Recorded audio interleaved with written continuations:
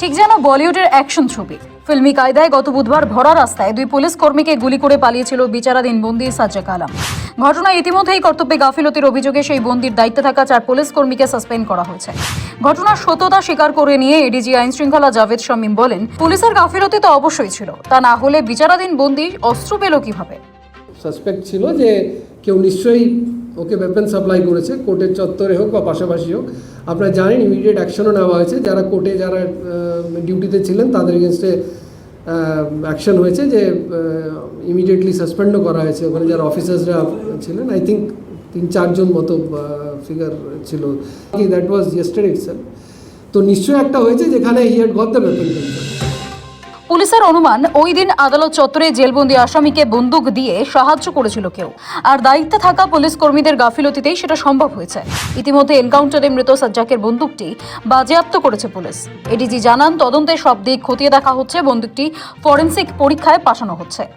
যারা সাসপেক্টেড আছে যে ওয়েপন দিয়েছে, কারণ আমরা টেকনিক্যাল ইনপুট বা ম্যানুয়াল ইনপুটে আমরা শিওর হয়েছিল এবং তার এগেনস্টে আপনারা দেখেছেন রিওয়ার্ড ঘোষণা করা হয়েছিল। আওয়াল যে আছে, তো ওকেও আমরা খোঁজা হচ্ছে ইমিডিয়েটলি, এবং খুব শীঘ্রই আমরা আশাবাদী আছি যে আমরা সেই অ্যারেস্টটাও আমরা করে নিতে পারবো। ওয়েপনটা রিকভার হয়েছে এবং আমরা যেটা মনে হচ্ছে, যেটা এখনও প্রাইমারি যে ডিস্ট্রিক্ট, ওটা কনফার্মেশন ফরেন্সিক থেকেই পাওয়া যাবে। আমরা এটা তথ্য প্রমাণ করে দেখার চেষ্টা করছি weather is the same weapon or not, যেটা দিয়ে সেই দিন ফায়ারিং করা হয়েছে 15-তে। ঠিক আছে, সেটা আমরা দেখে আমরা বলতে পারবো। একই সঙ্গে পরপর 4টি ধর্ষণ ও নির্যাতনের কেসে দ্রুত বিচার সম্পন্ন হওয়ার জন্য পুলিশ কর্মীদের প্রশংসাও করেছেন এডিজি আইন শৃঙ্খলা জাভেদ শামীম। এডিজির কথায়, মাটিগাড়া, জয়নগর, ফারাক্কা এবং গুড়াপ পরপর 4টি কেসে পুলিশ খুব দ্রুততার সঙ্গে বিচার সম্পন্ন করেছে বলে অপরাধীদের সর্বোচ্চ সাজা হয়েছে। এত দ্রুত পরপর 4টি কেসে পুলিশের সাফল্যে এমন নজির সারা দেশেও নেই। ক্রিমিনালসের প্রতি জিরো টলারেন্স অবভিয়াসলি আমি বারে বারে বলার চেষ্টা করছি, সেটা আছে এবং আমরা বদ্ধপরিকর যে করতে হবে। জাকির যে প্রাইম সাসপেক্ট ছিল অলরেডি অ্যারেস্ট করে দেওয়া হয়েছে।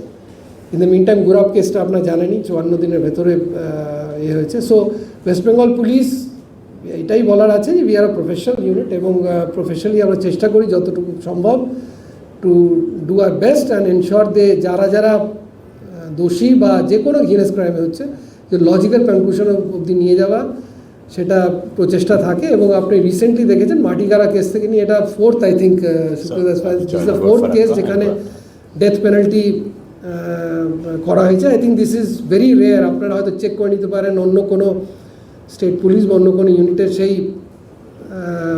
সফলতা আছে কি না, যে পরপর 4টে কেসে ডেথ সেন্টেন্স, এবং এভরি কেস আরও শর্টের ডিউরেশনে হয়েছে। আপনি যদি দেখেন মাটিগাড়া আমাদের প্রায় 1 বছর লেগেছিল, তারপরে আমাদের জয়নগর কেস, তারপর ফারাক্কা কেস, এবং এখানে তো আপনারা জানেন 54 দিন, টোটাল 52 দিনের ভেতরে জাজমেন্ট পাস হয় এবং 54 দিনে সেন্টেন্সিং হয়েছে। So will try to ensure যে যারা যারা দোষী, যারা যারা এমন কিছু করেন যেটা খুবই মানে society, obviously they have to protect the society. Souvik সান্যালের রিপোর্ট, সময়, কলকাতা।